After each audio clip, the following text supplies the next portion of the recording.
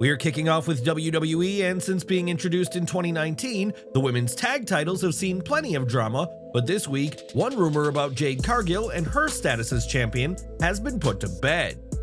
According to PW Insider, the reports that Cargill is legitimately injured are 100% incorrect, with WWE sources confirming that the staged attack was simply for the creative show.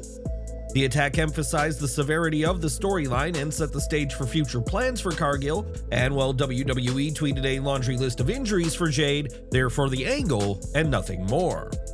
The attack in question played out on last week's SmackDown as Cargill was found on the top of a car, and instantly, it was reported this was a way to write her off of TV due to real injuries.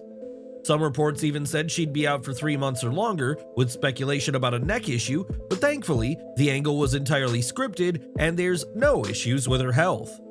The news should put fans at ease and excite them about the upcoming twists in Cargill's future, as the women's tag titles have often seen setbacks, injuries, and controversies. As for Cargill's partner Bianca Belair, her storyline of trying to find Jade's attacker is heating up, and it remains to be seen how WWE weaves Jade's injury into other ongoing narratives. Whatever the future holds, Cargill is not legitimately hurt, but it remains to be seen when she'll be back to reclaim her spotlight and what the future holds for the titles. What's your take on WWE's use of injury storylines to build drama? Do you think this approach adds to the excitement or creates unnecessary confusion? Let us know down below. Fans haven't seen Drew McIntyre since his brutal Hell in a Cell clash with CM Punk at Bad Blood, as the Scottish Warrior has been out recovering from the match. Now, PW Insider reports that McIntyre has been the subject of creative talks, and while nothing is finalized, sources are actively pitching his next direction. McIntyre's return may be closer than fans first thought, especially as he required 16 staples after the Hell in a Cell match, which earned universal acclaim by fans. The Scottish Warrior was intending to take a much-needed break after Bad Blood, but fans should have expected he wouldn't be gone for long, though there's no exact word on a date.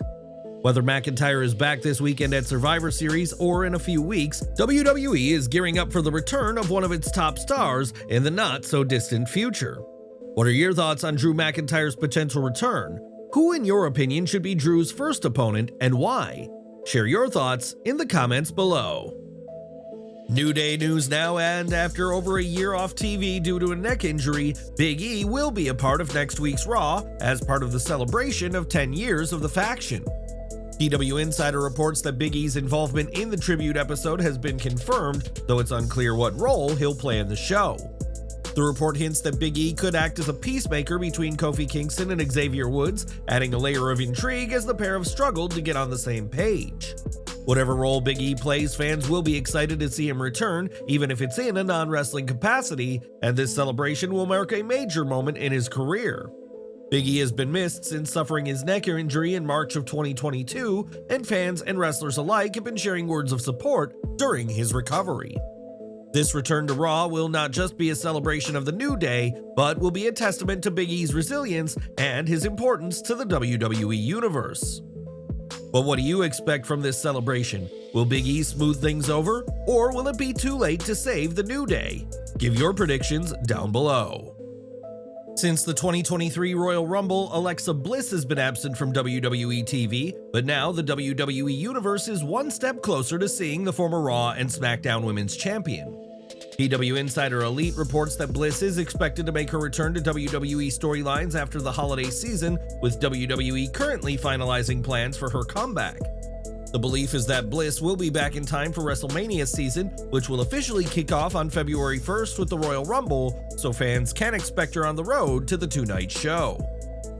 Bliss's most recent match was in January 2023 when she lost to Bianca Belair, and that same year saw her become pregnant and give birth to her daughter Hendrix in November. The goddess has also navigated several health issues during her time away, including skin cancer removal, pregnancy complications, and postpartum recovery. Fans have been eager for updates on Bliss, who dropped a "Where's Alexa?" tweet on November 18th, complete with magnifying glass gif, sparking speculation that her return was imminent. With WWE reportedly setting plans for her, fan excitement is through the roof, though there's the big question as to how WWE should reintroduce Miss 5 Feet of Fury. Some fans believe a return as the goddess would be the right call, though others believe that Bliss should revisit her supernatural persona, possibly as a member of the Wyatt Six. Perhaps she could align with Karrion Kross's Final Testament, as some rumors have suggested, and whatever the case, Bliss's comeback is shaping up to be a monumental moment in 2025. What are you hoping to see from Alexa Bliss when she returns? Please share your thoughts and feedback in the comments section below. Next month, WWE will host its first Saturday night's main event televised event since 2008, and plans for the show are quickly coming together. The show will see Cody Rhodes versus Kevin Owens and the finals of the Women's US Championship Tournament, and fans can expect a Hall of Famer at the show. PW Insider reports that the Mouth of the South Jimmy Hart will be appearing at Saturday night's main event, which will be at the Nassau Veterans Memorial Coliseum in Uniondale, New York. Hart is the first Hall of Famer, but may not be the last, as it's expected that the show will have a retro vibe, giving fans a nostalgic taste of the Saturday night's main event shows of the 1980s. But what do you make of this? Are you excited to see Jimmy Hart? What other names from WWE's past would you like to see? Sound off down in the comments. Now, Survivor Series is just a day away, and while the show was founded on the idea of teams coming together, fans can expect a betrayal or two during this week's PLE. According to sources, WWE is eager to have a shocking moment go viral this weekend, carrying on from last year's show that saw the return of CM Punk. Sources report that WWE is considering multiple ideas, including for Naomi to turn heel during the Women's Wargames match and attack Bianca Belair. Many already suspect Naomi attacked Jade Cargill, and if WWE wants to commit to Naomi being a villain, attacking Belair and costing her team the match would certainly gain attention. Naomi isn't the only suspect, however, as many have speculated that Belair may have attacked Jade and feigned worry for her friend during the latest episode of SmackDown. If so, it would truly make for a shocking comeback in Survivor Series for the EST to be revealed as the attacker and turn heel. The Women's Wargame match will see Tiffany Stratton and Nia Jax as part of the heel team, and with both women in the ring, it's entirely possible that Stratton could cash in. Tiffany has teased the idea of cashing in on her so-called friend for months, and having her cash in during Wargames would be a historic first ever in the near 20 years of Money in the Bank. It's not just Nia's title, though, that Stratton has shown interest in, as during a recent SmackDown, Miss Money in the Bank teased taking Dominic Mysterio from Liv Morgan. Should Stratton attempt to cash in on Liv, who will also be in Wargames, then Mysterio could unintentionally aid her in winning the title, similar to how Morgan won the gold back in May. Following this, Stratton could take things further by stealing the Latino cheat from Liv, an act that would likely see Mysterio part the Judgment Day in the process. These are just some of the ideas WWE has been throwing around for the Women's Wargames match, but as always, shows are subject to last-minute changes and edits. Would you like to see any of them? Will Cargill's attacker be revealed tomorrow night, and will Tiffany Stratton cash in Money in the Bank? Let us know down in the comments. When Paul Heyman returned to WWE TV, speculation immediately spread as to whether Roman Reigns could trust him, especially as Heyman returned as part of CM Punk's comeback to TV. Even Reigns has called Heyman incredibly shady, and fans didn't miss that Heyman returned wearing a red and black suit combo, colors often worn by Solo Sikoa. On his Off the Top podcast, Rikishi weighed in on these colors, but said he doesn't think anything is going to happen that'd result in Heyman aligning with Sikoa's bloodline. Rikishi said that Heyman knows where he should be, and that's by Roman Reigns' side no matter what, and said that this is a position Heyman will always be in. As for Heyman wearing something similar to Solo Sikoa, Rikishi believed it was just an innocent wardrobe malfunction, and fans shouldn't read into it further than that.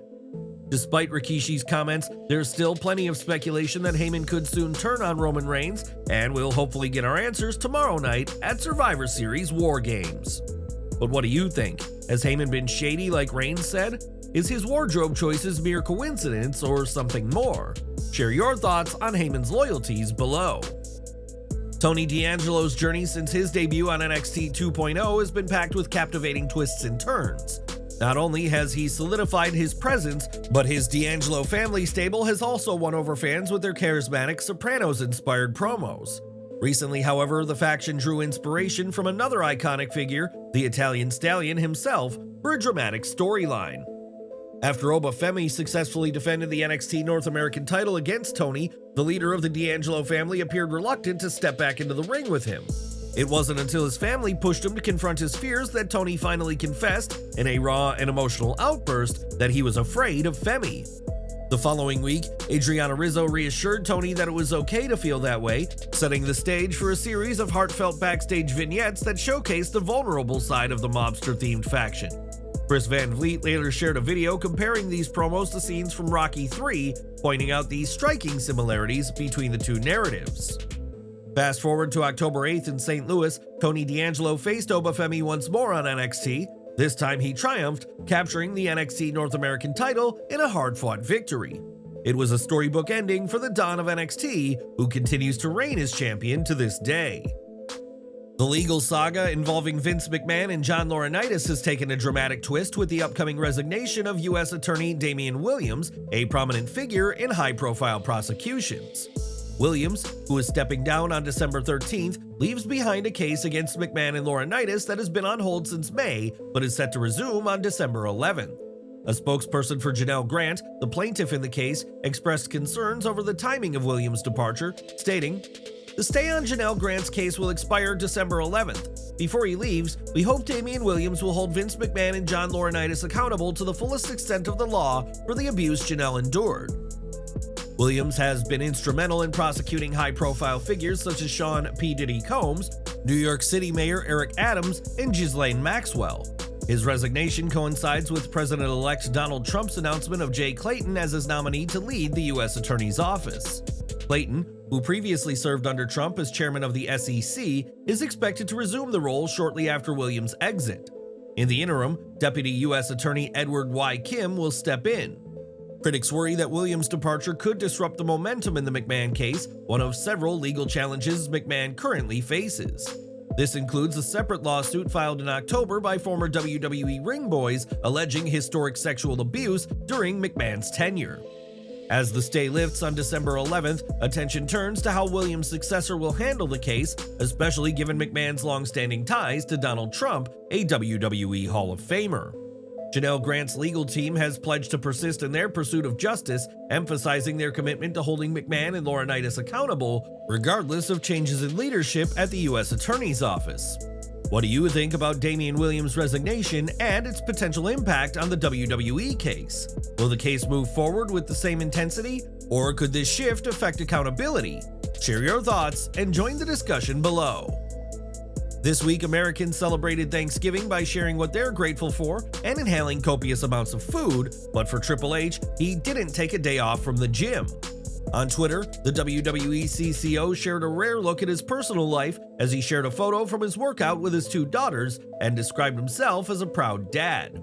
The Game and Stephanie have 3 girls, and while Triple H remains busy each week with WWE's creative, he was still able to squeeze in a workout over Thanksgiving. On this week's Raw, Gunther and Damian Priest shared some verbal barbs before brawling in a segment that saw Gunther sent through the announce desk via a razor's edge. The two built up plenty of drama ahead of their World Heavyweight title match at Survivor Series Wargames, but now we know more about how this segment came together. Sean Ross Sapp reports that Chad Barbash wrote the Gunther promo on Raw, in which the Austrian spoke about his recent backstage clash with Priest and their upcoming match. Barbash's writing certainly impressed as Gunther's stoicism countered with Priest's fiery demeanor, and the champion did not have the usual confidence we've seen from him. Barbash is quickly becoming a key player in WWE's creative team, and with this segment being well received, expect more of his work in high-profile segments like this one. What did you think of the segment, and who do you think will leave tomorrow's Survivor Series as World Heavyweight Champion? Share your thoughts in the comments section. Since All In, Toni Storm has been missing from AEW TV, but the Timeless One has had a couple of other in-ring appearances in other promotions. One appearance planned for Storm was supposed to be at a CMLL event on December 13th, but this week it was confirmed that Storm has been pulled from the show. The original plan was for Storm and Red Velvet versus La Catalina and Tessa Blanchard, but we'll now see Velvet and Viva Van team up to face CMLL's Luvia and La Yarachita. As for La Catalina, she'll be sharing the ring with a different woman from AEW, that being Deonna Purrazzo, who will make her CMLL debut at the show. The Virtuosa is no stranger to competing in Mexico, as she previously competed for AAA and has a lengthy reign as Reina de Reinas champion from August 2021 to April 2022. As for Storm, it remains to be seen what this will mean for her, especially after she announced her retirement from wrestling. And what do you think is to come? Let us know below. As we previously reported, Matt and Jeff Hardy have re-signed with TNA in a huge win for the promotion that has seen serious highs since its relaunch in January of this year. In an update from Fightful Select Sean Ross Sapp, Matt and Jeff inked one-year deals with TNA on November 27th, which allow the pair to continue to make appearances on the independents. Matt returned to TNA in May 2024, initially only signing for a limited number of dates, but when Jeff's AEW deal expired and he too returned to TNA, the pair decided to stick around. Despite their success, which even saw them win the TNA World Tag Team titles last month at Bound for Glory, the pair hadn't finalized contracts with TNA until this week. TNA's current approach to talent contracts has shifted considerably, as under the old regime, the company insisted on wrestlers being under exclusive deals. This new deal with the Hardys, though, reflect a more flexible strategy by TNA management, allowing for the brothers to have a level of freedom while holding their place in TNA. What do you think of the Hardys' new deal with TNA? Please share your thoughts and feedback in the comments section below.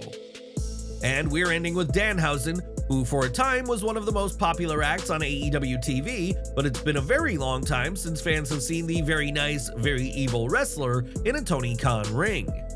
Danhausen hasn't competed for AEW since the pre-show of World's End 2023, and that was only the face-painted wrestler's 7th match for AEW in that entire year.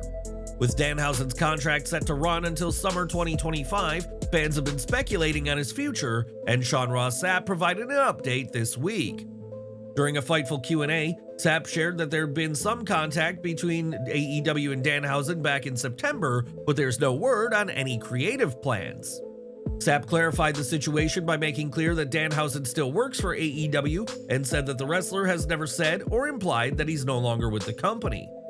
AEW previously thought that Danhausen was prioritizing indie bookings over being available for Collision, though sources close to him have said family commitments have impacted his schedule. Even Bryan Danielson advocated for Danhausen's return earlier this year, but that did not pan out, and we'll just have to see when, if ever, we see Danhausen back in an AEW ring.